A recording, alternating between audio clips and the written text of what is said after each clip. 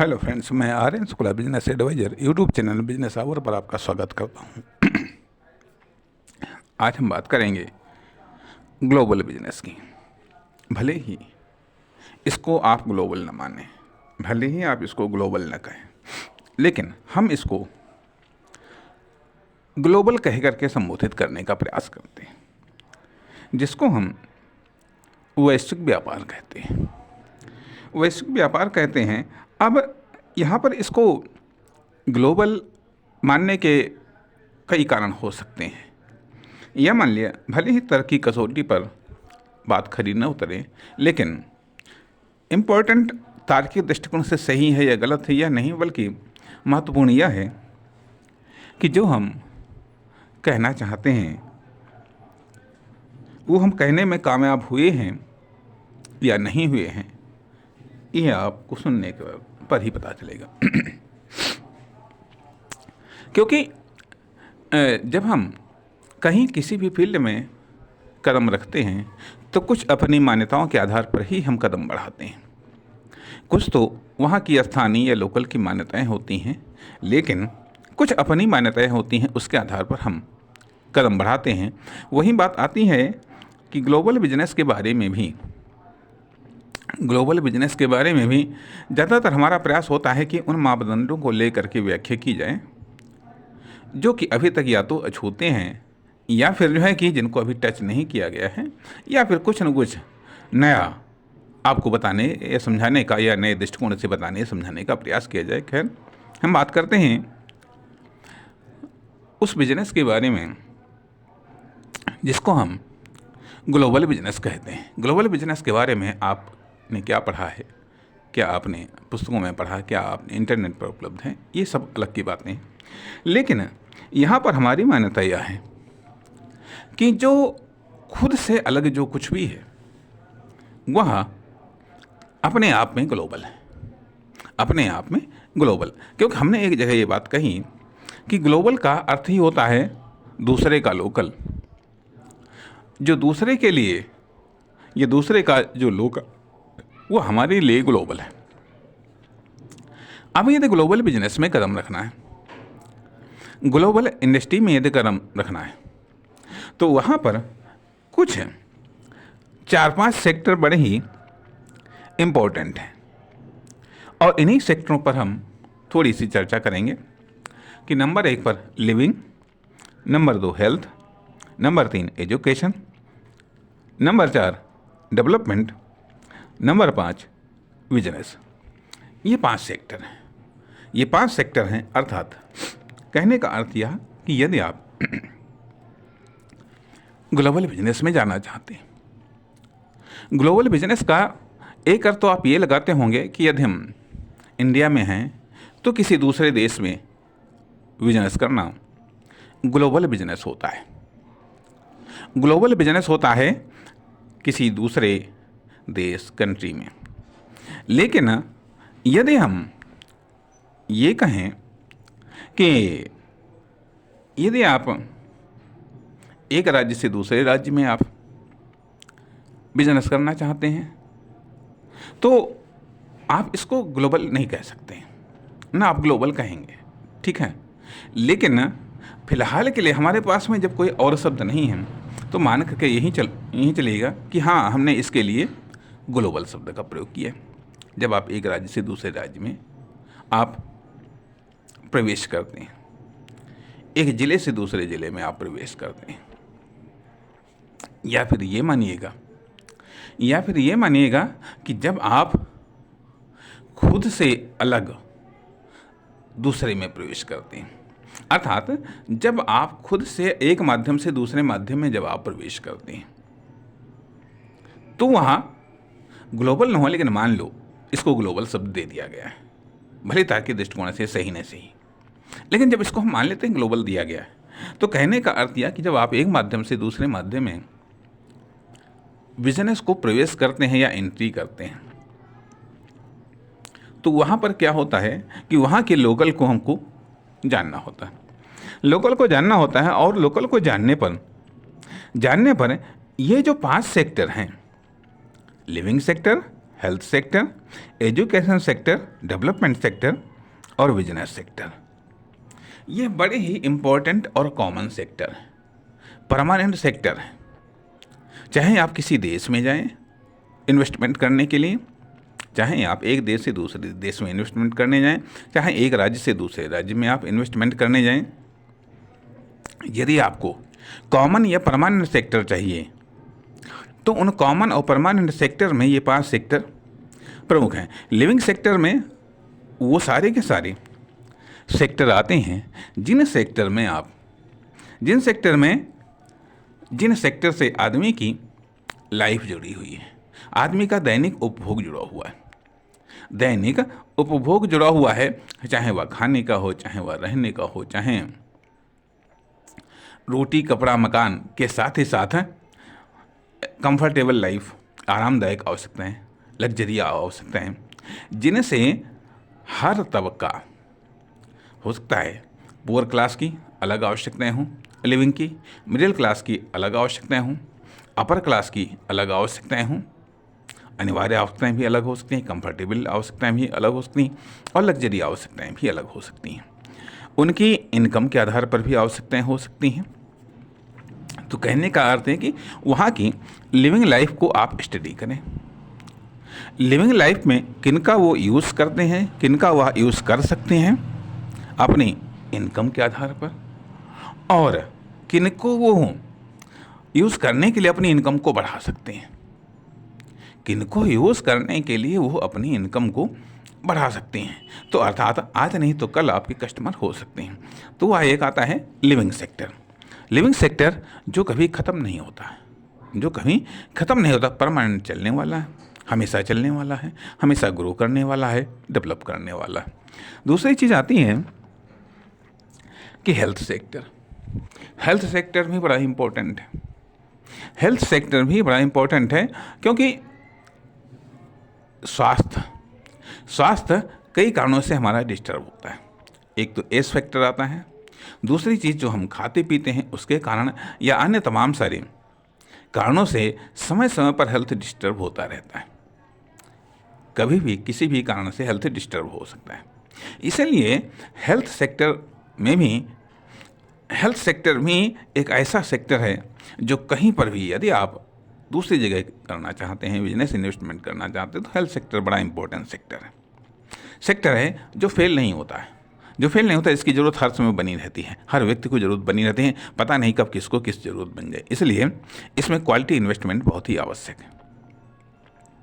इसमें लिविंग में तो किसी भी लेवल का आप इन्वेस्टमेंट कर सकते हैं, किसी भी लेवल का, अर्थात मिनिमम भी कर सकते हैं, मैक्सिमम भी कर सकते हैं। तो लेकिन इसमें हेल्थ सेक्टर में निश्चित तौर पर यह एक, हालांकि तरीके तो कई सारे हैं, माध्यम भी कई सारे हैं। हेल्थ सेक्टर में चाहे आप चिकित्सा में आए या मेडिसिन में आए या सर्विसेज में आए, किसी भी तरीके से आप आएँ या विभिन्न पद्धतियों में आए, कुछ कास्टली पद्धतियाँ हैं, कुछ कम कास्टली पद्धतियाँ हैं, अर्थात व्यापक स्कोप है। आप अपनी सुविधा अनुसार, आप अपने इन्वेस्टमेंट के आधार पर, आप अन्य किसी फैसिलिटीज़ के आधार पर निर्धारण कर सकते हैं हेल्थ सेक्टर, अर्थात यदि लिविंग सेक्टर परमानेंट चलता है तो हेल्थ सेक्टर भी परमानेंट चलता है। हेल्थ सेक्टर के साथ ही साथ एजुकेशन सेक्टर भी परमानेंट चलता है। एजुकेशन भी अनिवार्य आवश्यकता है। एजुकेशन भी प्रत्येक समाज की, जहाँ समाज है वहाँ पर एजुकेशन जरूरी है। एजुकेशन सेक्टर भी इम्पॉर्टेंट है। एजुकेशन सेक्टर में भी तमाम सारे ऑप्शंस होते हैं, तमाम सारे आप ऑप्शंस दे सकते हैं। चाहे आप लोअर सेक्टर में लो लेवल पर इन्वेस्टमेंट करना चाहें, चाहे आप हाई लेवल पर इन्वेस्टमेंट करना चाहें, चाहे आप हाई इन्वेस्टमेंट करना चाहें, अर्थात किसी भी प्रकार से आप इन्वेस्टमेंट कर सकते हैं।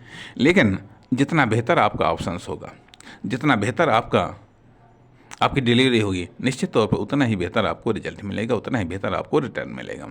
इसलिए यह एजुकेशन सेक्टर भी बड़ा ही इम्पोर्टेंट है। चौथा सेक्टर होता है डेवलपमेंट सेक्टर। डेवलपमेंट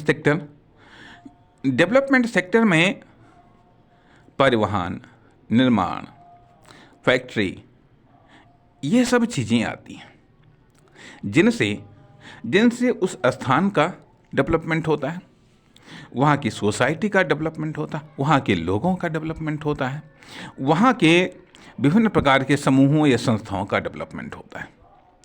इसलिए डेवलपमेंट सेक्टर तो किसी भी सेक्टर में लागू हो सकता है, किसी भी सेक्टर में लागू हो सकता है, किसी व्यक्ति समूह संस्था में भी लागू हो सकता है। इसलिए डेवलपमेंट एक व्यापक अवधारणा है।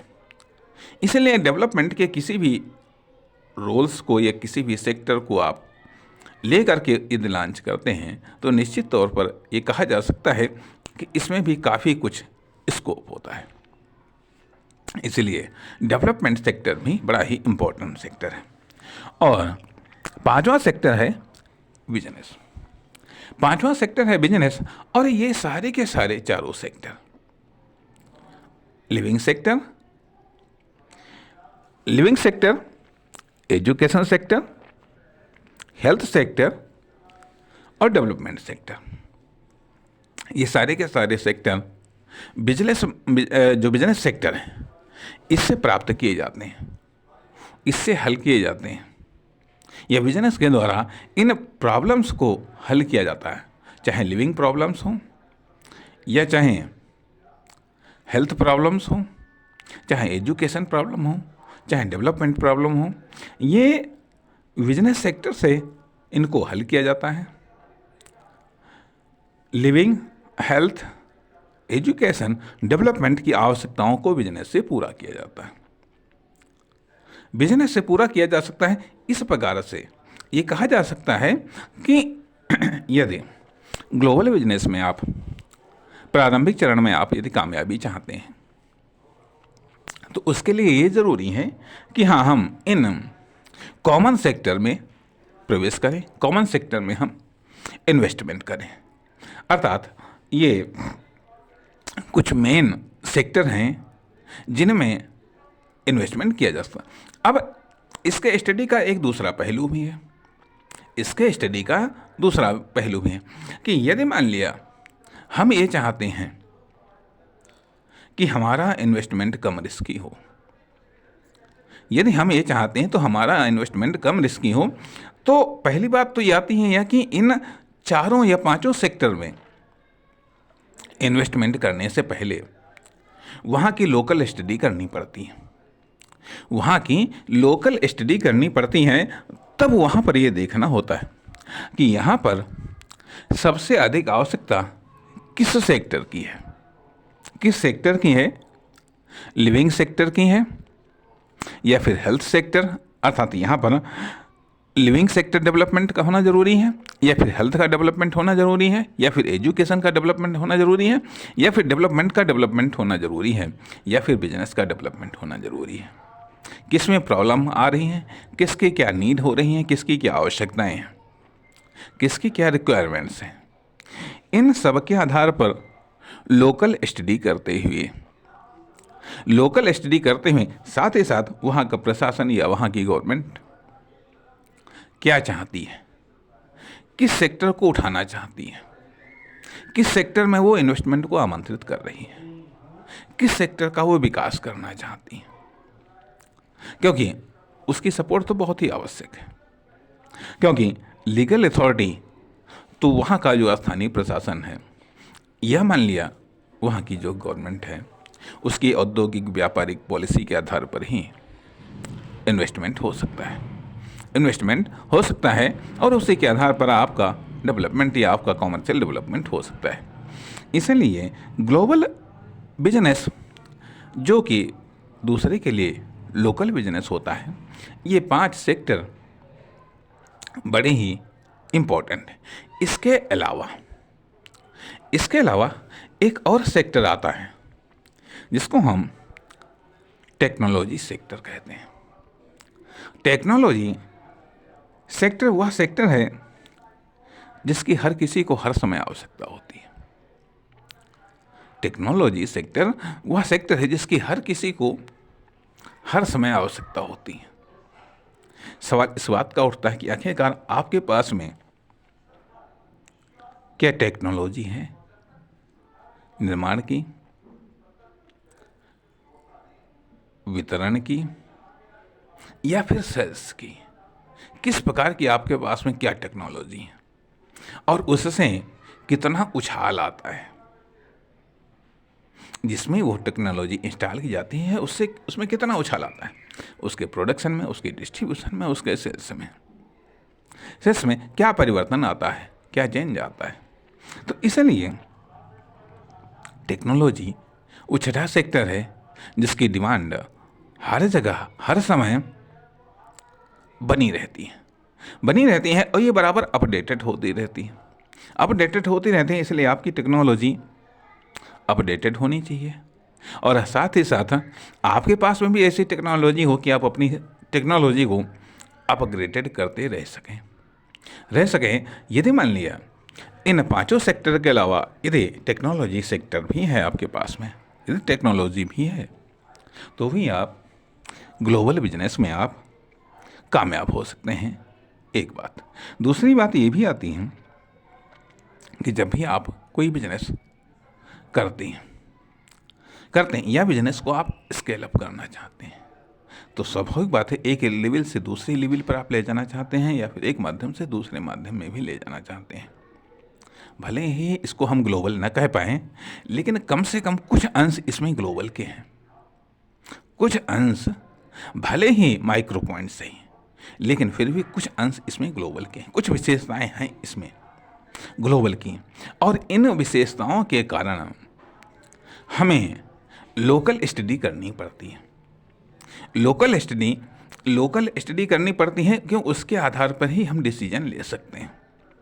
तो ये तो हुआ जा करके कुछ ऐसे मेन सेक्टर जो कि हम ग्लोबल लेवल पर हम जिनमें इन्वेस्टमेंट कर सकते हैं, जिनमें हम बिजनेस स्टार्ट कर सकते हैं, जिनमें हम कामयाबी हासिल कर सकते हैं। नमस्कार, धन्यवाद।